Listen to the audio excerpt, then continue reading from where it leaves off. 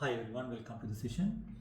In this session, what I'm going to discuss is under consolidated financial position, the mechanism of the consolidation procedure.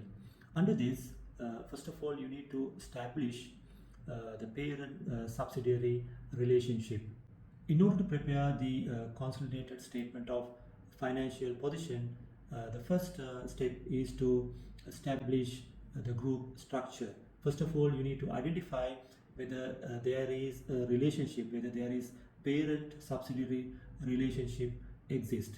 Does the parent have control over the subsidiary? In order to identify this particular the control, so what you need to do is you need to do a test.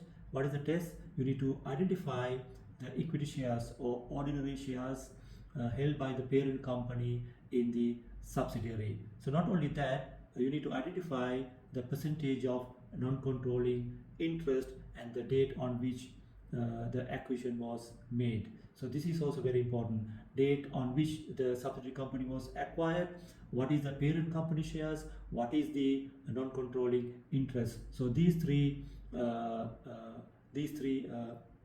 points are very important when preparing consolidated statement of financial position. So when you prepare consolidated financial position, the second thing that you should identify is the net assets of the subsidiary. So when you see the net assets of the subsidiary, there are two time periods that you need to identify the net assets of the subsidiary. The first one, the net assets as at the acquisition date and as at the reporting date.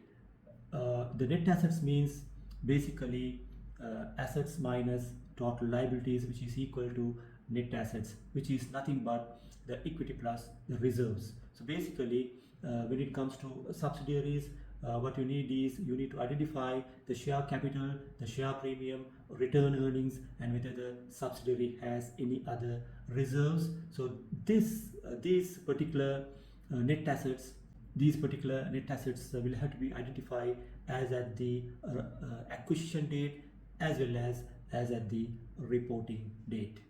And also please remember the net assets, basically the share capital and the share premium of the subsidiary at both the acquisition date and the reporting date should not change. It should remain unchanged.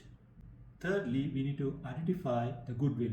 In order to identify goodwill, what we need to do is we need to identify the fair value of the consideration paid to subsidiary to acquire the net assets, and plus you need to add the fair value of non-controlling interest. From that total you need to deduct the fair value of the net assets acquired. So that will be the goodwill at acquisition. The fourth step is to identify the non-controlling interest. So in order to identify the non-controlling interest, as I explained you earlier, when you calculate the goodwill, we need to identify the fair value of non-controlling interest at acquisition. To that you need to add the NCI, the non-controlling interest share of post-acquisition reserves. So when you add up these two, so that will be the NCI at reporting date, non-controlling interest at reporting date. Then finally, you need to identify the group retained earnings. So in order to identify the group retained earnings, what you need to do is you need to identify the parent company's retained earnings.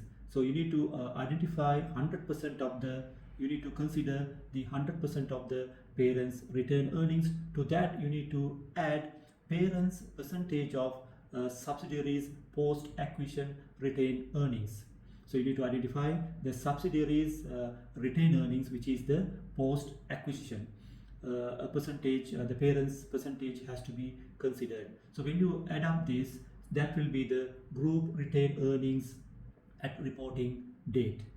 So these are the 5 steps that you need to follow in order to prepare the consolidated statement of financial position.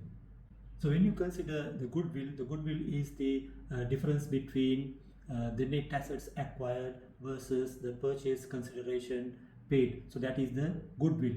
As per IFRS 3 business combination, which requires that goodwill is recognized at the date of acquisition and accounted for as an intangible non-current assets in the consolidated statement of financial position. This basically represents assets not included in the statement of financial position of the acquired entity, such as the reputation of the business, brand, and the experience of employees.